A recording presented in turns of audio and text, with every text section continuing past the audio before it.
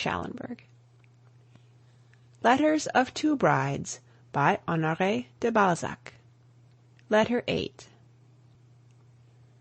The Same to the Same. January.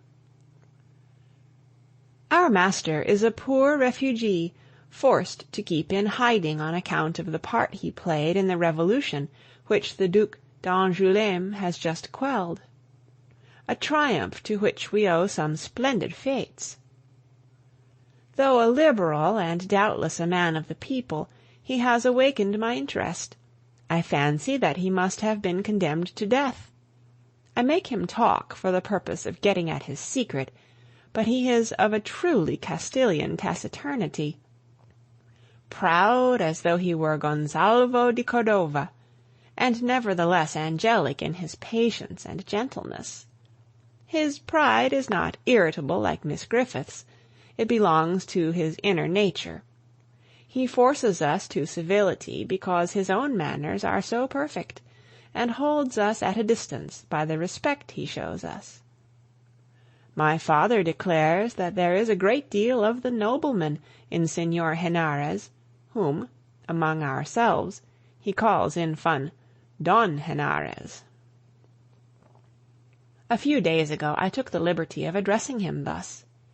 He raised his eyes, which are generally bent on the ground, and flashed a look from them that quite abashed me.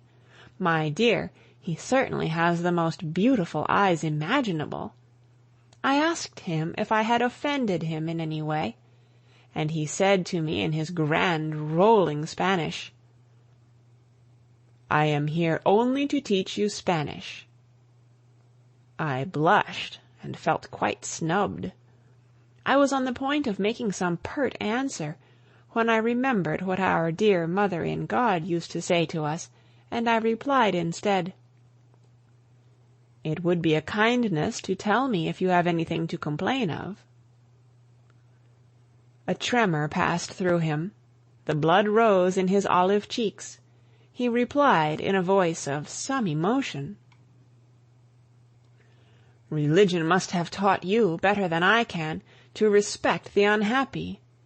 Had I been a Don in Spain and lost everything in the triumph of Ferdinand VII, your witticism would be unkind. But if I am only a poor teacher of languages, is it not a heartless satire? Neither is worthy of a young lady of rank." I took his hand, saying, "In the name of religion also, I beg you to pardon me." He bowed, opened my Don Quixote, and sat down. This little incident disturbed me more than the harvest of compliments, gazing, and pretty speeches on my most successful evening. During the lesson I watched him attentively, which I could do the more safely, as he never looks at me. As the result of my observations, I made out that the tutor, whom we took to be 40, is a young man, some years under 30. My governess, to whom I had handed him over, remarked on the beauty of his black hair and of his pearly teeth. As to his eyes, they are velvet and fire, but he is plain and insignificant. Though the Spaniards have been described as not a cleanly people, this man is most carefully got up, and his hands are whiter than his face. He stoops a little, and has an extremely large, oddly shaped head. His ugliness, which, however, has a dash of piquancy, is aggravated by smallpox marks, which seam his face. His forehead is very prominent, and the shaggy eyebrows meet, giving a repellent air of harshness. There is a frowning, plaintive look on his face, reminding one of a sickly child, which owes its life to superhuman care, as Sister Marta did. As my father observed, his features are a shrunken reproduction of those of Cardinal Ximenes. The natural dignity of our tutor's manners seems to disconcert the dear Duke, who doesn't like him, and is never at ease with him. He can't bear to come in contact with superiority of any kind. As soon as my father knows enough Spanish, we start for Madrid. When Henarez returned, 2 days after the reproof he had given me, I remarked, by way of showing my gratitude, "I have no doubt that you left Spain in consequence of political events. If my father is sent there, as seems to be expected, we shall be in a position to help you, and might be able to obtain your pardon, in case you are under sentence." "It is impossible for anyone to help me," he replied. "But," I said, "is that because you refuse to accept any help, or because the thing itself is impossible?" "Both," he said with a bow, and in a tone which forbade continuing the subject. My father's blood chafed in my veins. I was offended by this haughty demeanour, and promptly dropped Señor Henarez. "All the same, my dear, there is something fine in this rejection of any aid." He would not accept even our friendship, I reflected, whilst conjugating a verb.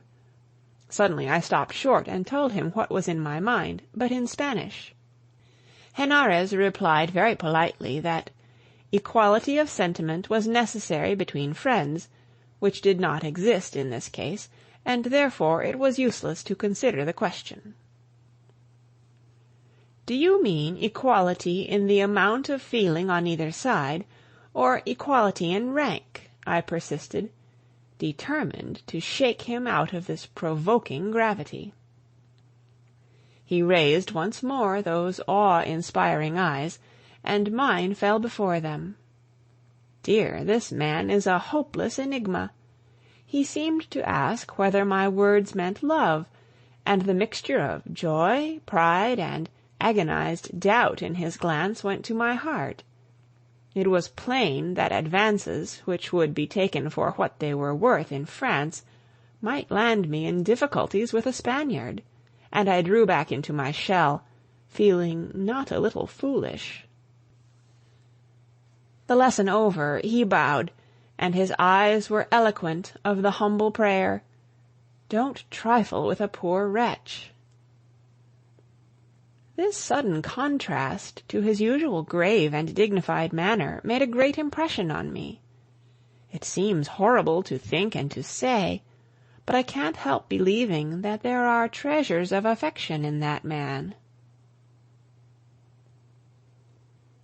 End of Letter 8. Read by Kara Schallenberg. www.kray.org. On November 19th, 2006, in Oceanside, California.